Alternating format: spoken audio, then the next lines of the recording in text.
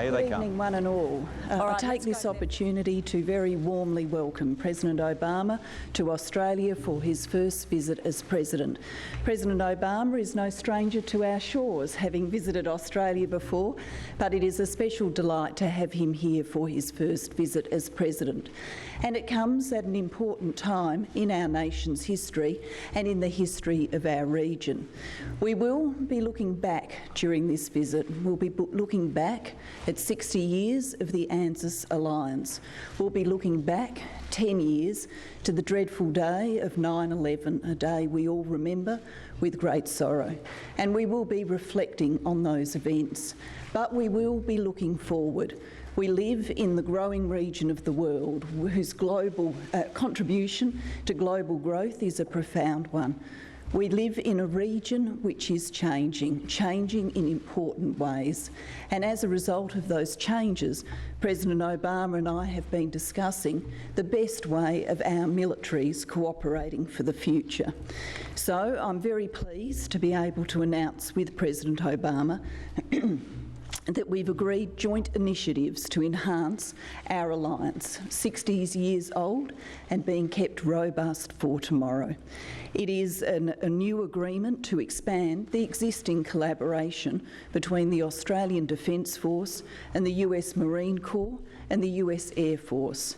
What this means in very practical detail is from mid-2012, Australia will welcome deployments of a company-sized rotation of 200 to 250 Marines in the Northern Territory for around 6 months at a time.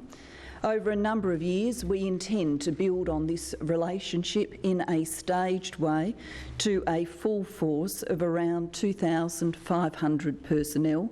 That is a full Marine Air Ground Task Force. A second component of these initiatives which we have agreed is greater access by US military aircraft to the Royal Australian Air Force facilities in our country's north. This will involve more frequent movements of US military aircraft into and out of Northern Australia. Now, taken together, these two initiatives make our alliance stronger. They strengthen our cooperation in our region. We are a region that is growing economically, but stability is important for economic growth too, and our alliance has been a bedrock of stability in our region. So building on our alliance through this new initiative is about stability. It will be good for our Australian Defence Force to increase their capabilities by joint training, combined training with the US Marines and personnel. It will mean that we are postured to better respond together, along with other partners in the Asia-Pacific, to any regional contingency, including the provision of humanitarian assistance and dealing with natural disasters. In addition to discussing this global force posture review by the United States and these new initiatives in our alliance, the President of the United States and I have had an opportunity to reflect on a number of other issues, to reflect on circumstances in the global economy, to reflect on a clean energy future for our nations and for our planet, to reflect on the forthcoming East Asia Summit. President Obama will proceed from Australia to that summit in Indonesia, where he spent time growing up. We've had a comprehensive discussion. I very much welcome President Obama to Australia. I think he's already seen that the welcome he's getting from Australians, including Australian school children, is a very warm one, and I know that that is going to be sustained during tonight's events and the events of tomorrow.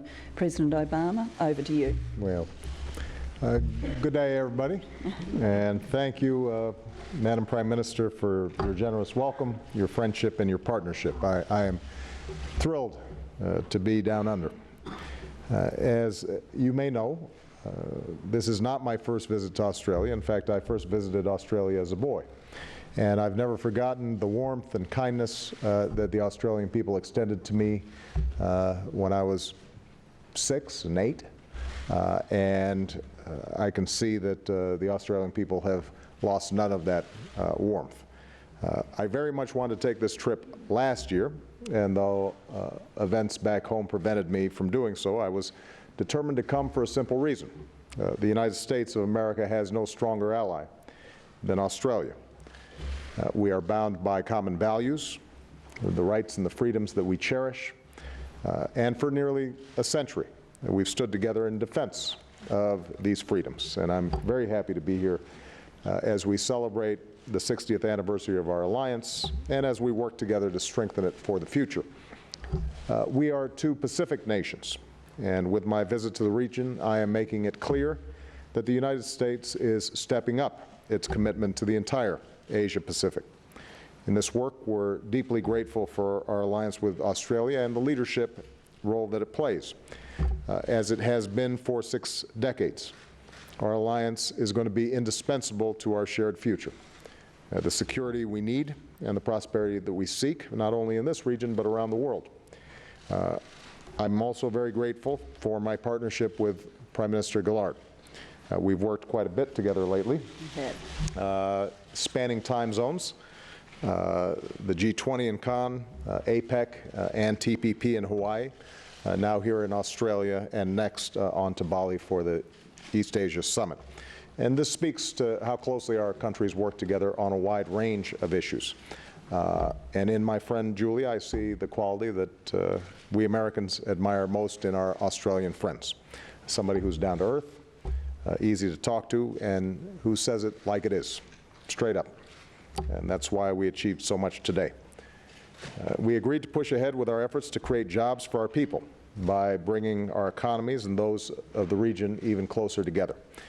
Building on our progress at APEC, we're going to keep striving for a seamless regional economy.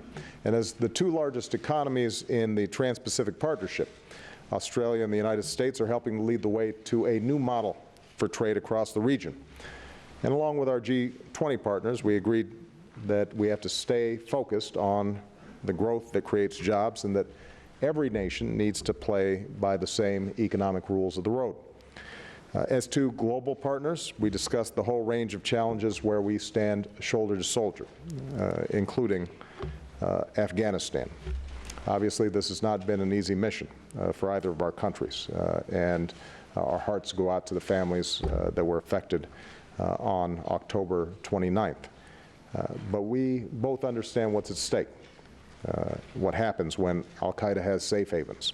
We've seen the awful loss of life from 9/11 to Bali. So I thanked the Prime Minister for Australia's strong commitment to this mission. I salute the extraordinary sacrifices of our forces who served together, including your Australian troops who've shown that no job is too tough for your diggers. Today, the Prime Minister and I reaffirmed the way forward.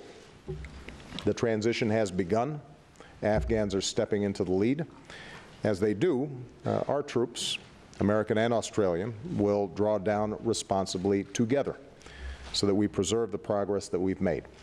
And by 2014, Afghans will take full responsibility for security in their country. But our focus today, as the Prime Minister said, was on preparing our alliance for the future.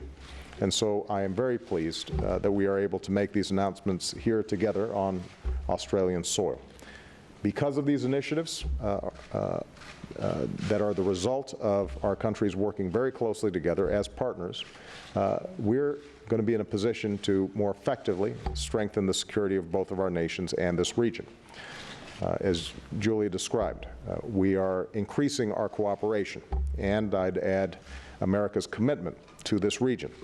Our U.S. Marines will begin rotating through Darwin for joint training and exercises. Our Air Force will rotate additional aircraft through more airfields in northern Australia. And these rotations, which are going to be taking place on Australian bases, will bring our militaries even closer and make them even more effective.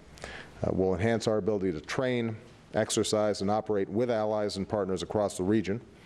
And that, in turn, will allow us to work with these nations to respond even faster to a wide range of challenges, including humanitarian crises and disaster relief, as well as promoting security cooperation across the region.